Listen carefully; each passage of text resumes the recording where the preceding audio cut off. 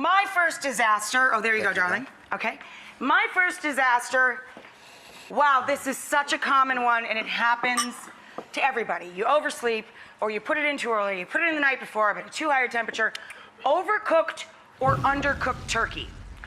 Dry and or undercooked has the same solution, and it is my #1 tip for Thanksgiving or any holiday meal: stock in a box.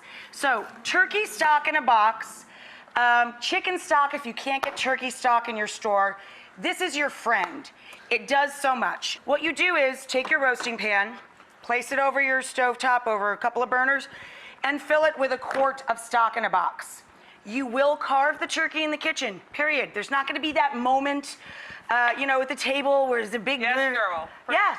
Carve it in the kitchen. And... That's right. Yes. If it's undercooked, look, no food safety there. That sucker's pink. Tom, turkey can't be pink on Thanksgiving. All you do is set it into the bath, like it's going to a little turkey spa. And the thing is, Rachel, the box stock is actually on sale this time of year. That's Just right. get a bunch of it. That's right. Don't worry about, am I going to have an emergency? Just get like 10 quarts. Just get a lot. I mean, no, right? seriously. It's all about the recovery, but you need the stuff to recover. It saves you. So if it's undercooked, this quickly bathes the turkey in moisture and cooks it to proper food temperature instantly. If the turkey is too dry, like this one here, all of a sudden you made the most succulent, moist turkey they've ever had in their lives. Only you know it went through this bath. Once you take the turkey out of the spa bath, you can add a little roux or slurry to this, turn it into extra backup gravy, or just pour it into the gravy that you've made. So, under or overcooked, done. So Grant has... Chinese food? Yes, Grant has, one might call, for the same solution in A Christmas Story, a little Chinese takeout situation. So this actually happened to us the first summer my husband had that. You guys know what the big green egg is? Yeah. I had brined this chicken, a couple of chickens, for 3 days. I was so excited to try it. And John, the last couple of minutes, threw in a couple extra coals and pretty much did this to a couple of chickens, incinerated it. Great job, John. So now, and it was bad, It was man. bad. So There's no way you can unburn something. No. yeah, No. if something is like literally this far, like, Oh. okay, Oh. I mean, you can try the bath thing, but when it gets into the hot tub, it might become turkey soup, which is an option. Yeah. Gang. See, this is the kind of stuff that squeaks in your mouth. If your turkey is squeaking, There's no amount of liquid to wash that down with. So, And then the Heimlich maneuver comes I know. in. I mean, look, what I would do is I would almost pull it. I would pull all that right, meat take and then off anything too close to char. Yeah. Right. Do Yeah. that, yeah. Take some of the gravy and toss the gravy as if you're doing barbecue, and you sort of pull that turkey Yeah. meat. Like a dumpling. Right. Like almost like So you got chicken and dumplings a with chicken turkey, yeah. fricassee kind of thing. Yeah. Turkey fricassee. Yeah. Turkey fricassee. Oh, yeah. I mean, Turkey fricassee. honestly, you can make it Southern. I mean, I remember going to Meat and Three restaurants, and they have this all the time. They have the gravy with the meat, and then it's on top of the dressing. It's, Right. it's a thing. So call it It's Southern. a real thing, so just call it Southern style turkey. Pull it, Yeah. take away the charred stuff, slap it in gravy. Hey! Yeah! You overslept, you were thinking about all of your sides, and then your turkey was a little frozen. So then you had to get up and you had to run it under cold water and then until it actually thawed. So what I'm gonna do is you're gonna have to break this baby down. So I'm gonna show you how to break the turkey down. So here, you need to start with a sharp knife. Oh, And you mean physically? I thought you meant mentally. Oh, no, you need it. You're gonna cook turkey! Your father never loved you. You're gonna break. So, You never call me anymore. I know. So you break it down here. Come on. So I'm gonna wings do up. one side, and then you can see, the thing is, when you're trying to break down a chicken, it's the same thing as breaking down a chicken. I'm gonna flip this baby over. I'm gonna take the knife, and I'm gonna come here. Here's the oyster that's right around there. That's the right? That's then I'm the gonna best. Yep. like disjoint its leg. Oh. Now, if that happened to you, you'd be in the hospital, but this is actually, That's you it, know. right, you get So then just go right down here like this. See, I have some pieces back here too when you need them. If you Oh, want to just dude, do so, half and yeah. then add to. Yes, so then we're gonna cut right down here. You see that? You Beautiful. see that line of fat? That tells you exactly where you need to cut. Following the natural line of the Follow the bird. natural line of the bird. The thing is, you have to break this turkey down as if it was a chicken. And then you're gonna flip this over, and you have those pieces there, but you just follow along. Follow along that breastbone, guys, Yep. and just peel it away. Yep, peel it away, peel it away. It's not really that hard. Don't make it that hard. Just pretend like it's cooked, and you peel it away. So I'm gonna peel this away, and then I'm gonna show you. All I'm gonna do here is to now just take the salt and pepper and some butter, and then don't even worry about all the meat that you've left on here, because now this is gonna be your solution for soup and leftovers. You're gonna take this little bit Right. off. So salt generously. Generously, people. Don't go salting like this, because you know what? It'll be nasty. Okay. Go high. Go high. Let's do the Make salt. it rain, Carla. Make it rain up in there. A little salt and pepper. You have some butter. Go under the skin of your turkey. Just take your little fingers there, put that under there, and mush it in. Mush that butter around. Get it under the skin. It's all about that full butter It's all about the penetration. full butter penetration. Yes. All right. Okay. All right. Let's get that in. Let's get Do we have that in. somebody to come out? Taste that for me. Yes, madame. If you can get that in from the bottom of the, Here we go. Let me take out your pieces.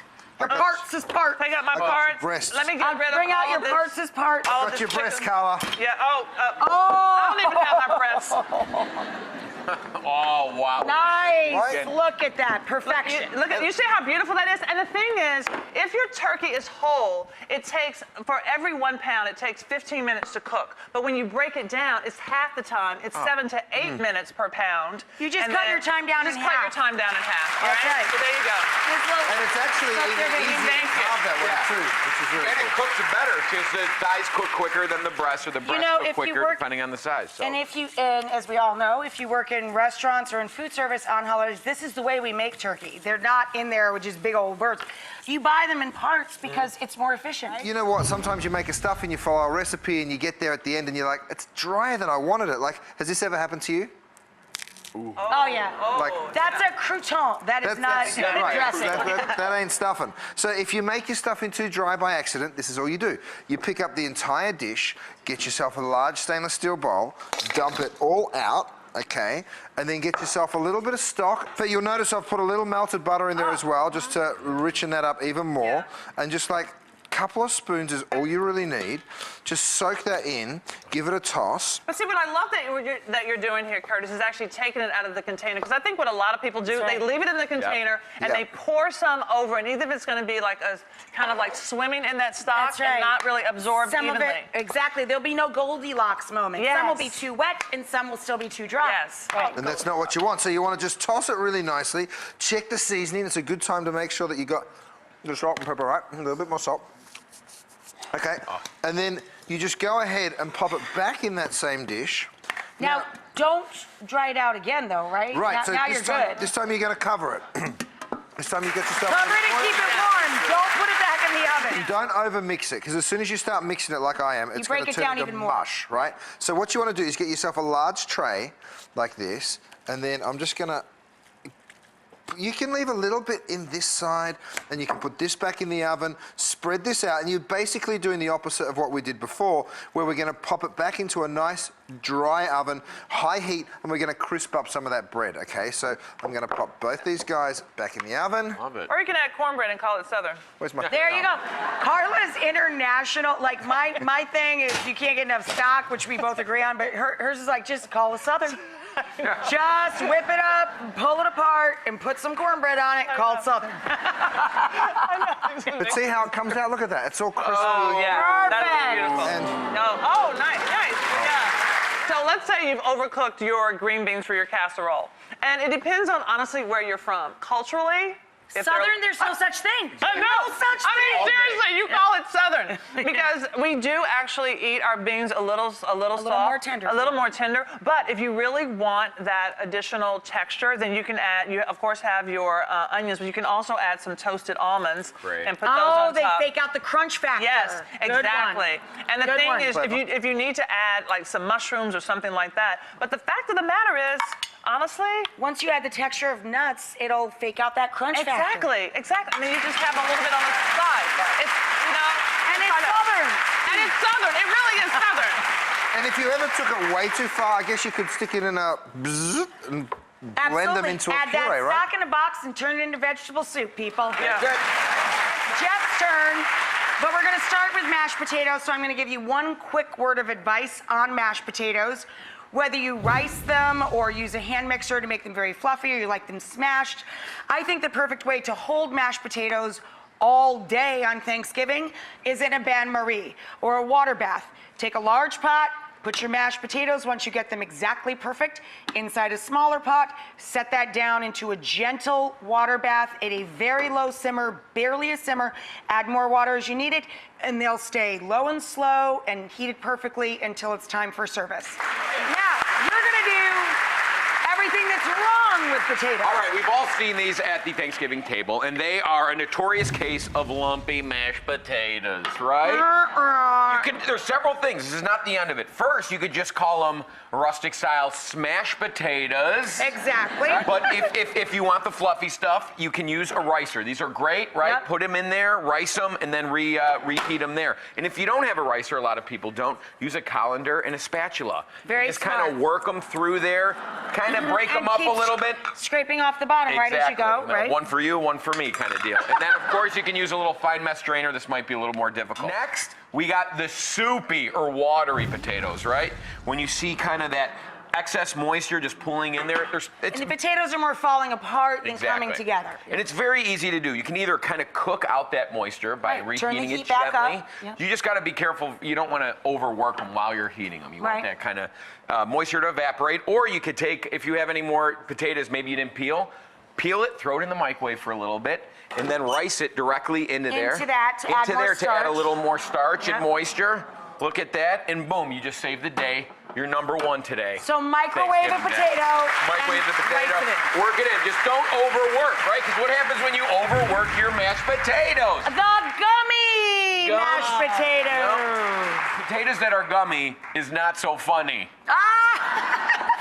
I tried. So you see this, right? You just overwork It those really potatoes is like too. wallpaper paste. It really is. You can really recaulk your bathroom, retile your bathroom with this stuff. Well, there's a great double duty use for our next episode.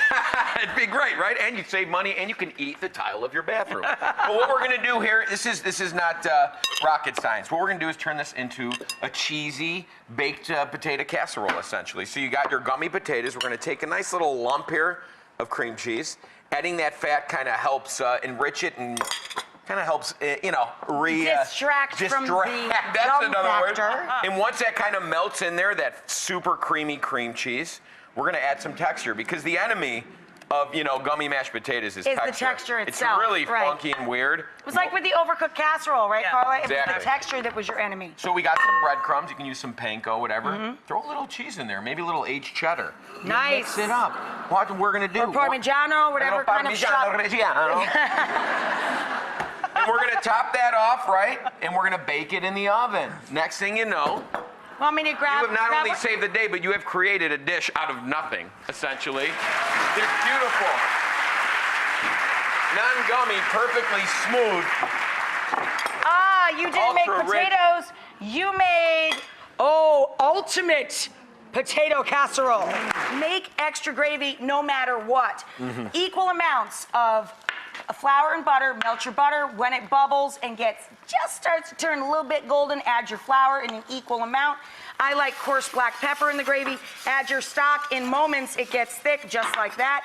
Then, if you want to darken it up, put a little Worcestershire sauce in it, and it'll deepen. It'll add great color. It'll deepen the color and add flavor. And then my mama always tempered an egg yolk to gloss the sauce, as she said. Oh, yeah. Yeah, gloss the sauce so it sticks on your tongue longer. Now you can add drippings to this. Yeah. You can just stretch your gravy, but you got to gloss your sauce. There you go. Perfect. Done. Well, now that your sauce is glossed, I'll let you gloss your lips because I'm going to show you how to deal with a lumpy gravy. This has happened to everyone. This happens a lot if you don't cook out the flour, you add see that? sprinkling more. Right. So look, you can get a whisk in there and you can give it a go, but if it doesn't come smooth, right, with just a whisk, it's really simple. Don't stress out. Grab one of these. The finer the better, right? One of these fine mesh strainers, and you just go ahead and just strain all those lumps right on out. You'll get a beautiful smooth gravy coming on through the other side. Bye-bye, baby. Bye-bye, baby. Bye-bye, You can put lumps. it back on there. And then give it another whisk. Another problem is when you taste your gravy and you're like, oh, it just doesn't have the taste I wanted. You know, if it tastes a bit, a little bland or whatever. Yeah? So, here's a couple of ways to fix it. Bacon. You can roast a little bacon, chop it up nice and fine, cook your gravy into the bacon pan. Go on, Jeff, get in there. You can roast some sliced onions. When I say roast, saute, you know, get it golden No, brown. I think he meant add it to the gravy. Oh, I thought you put but that in that's my cool. mouth. That's okay. So let's put a little bit of You that. can make an onion gravy. Yeah. An onion gravy, a nice spoon of Dijon mustard or a spoon of Yes. grainy mustard Oh, we is do also really mustard good. and maple stirred into our gravy all the time. Delicious. Right, a little bit of that bacon in there. And then check this out. That looks like a nice soup. Now, you can... Gravy soup. You Couple can, oyster crackers, right? you can either cook all this out in the gravy and then strain it, or you can just leave it in and have a bacon and onion mustard gravy, and you're done. Why not? Yes. Carla's been talking about going Southern all show. Yes. So now we're going to talk real Southern issues. When you burn your biscuits, baby. I know, and mind you, I know you guys make biscuits, so probably what happened is you stuff that oven, you put them on the bottom. Right. The burst of the heat, you know, on the bottom, Yeah. and something Took went them wrong. too far. Exactly. And it then goes so quickly. this happened. Oh. Yep. Yeah. Oh, look. it is I burnt my okay. biscuits last night in the bathtub. It can happen anywhere, ladies and gentlemen. It's not just in the oven. Check that out. So look, this is what you're gonna do. You're gonna cut that bottom off just like this. You're gonna cut all that burnt part off, right? You have a pan here. You're gonna put a little bit of butter in here. Nice. Put a little That's bit clever. of butter in here. Clever. And then when that gets hot, a little foamy, you're going to take your biscuit and then you're actually going to toast it. Oh, like a griddled muffin Like at the a diner or griddled biscuit at the diner. Exactly. Yes. Exactly. And then Yes. once you toast it, you guys, We'll get 'em. I've already done these. Look at that. Look at that right there. Look at what that, happens. Beautiful. Honestly, and color. you still get the crispiness, you get that golden. They're going to like it even better. Oh my God, that's what's up. Did it on purpose. Yes. Curtis is up next. Dessert disasters, whipped cream dilemmas, the over whipped cream. Curtis, take it away. Okay, so here's what you do. If you over whip the cream, you don't want it grainy like that because you know that it sort of doesn't taste right. So what you do is you take the whisk all the way away from it.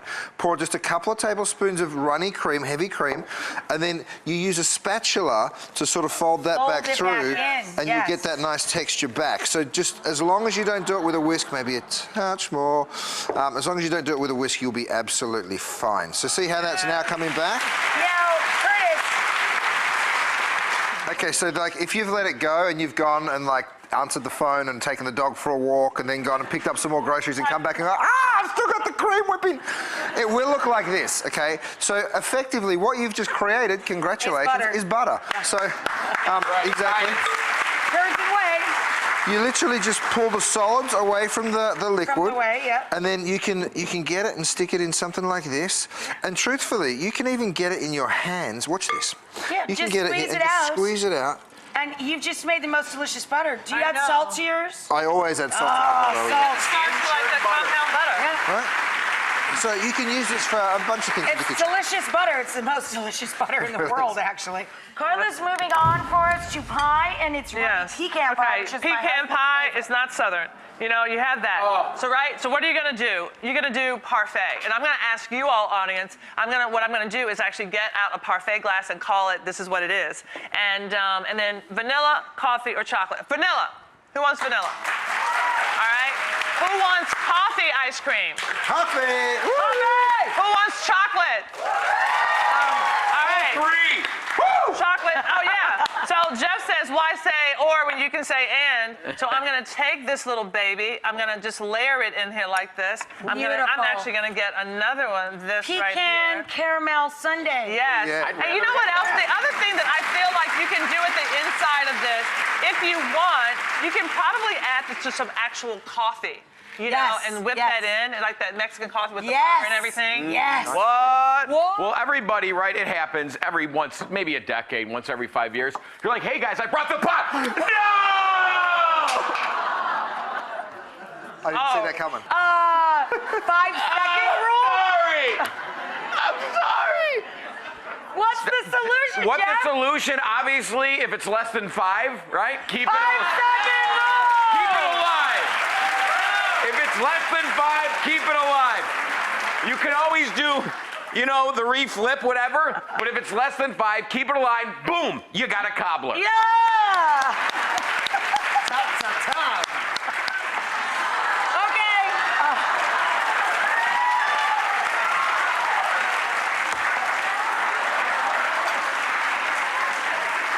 Okay. Wow. Jeff, if you get sick from using this tip, please do not sue me.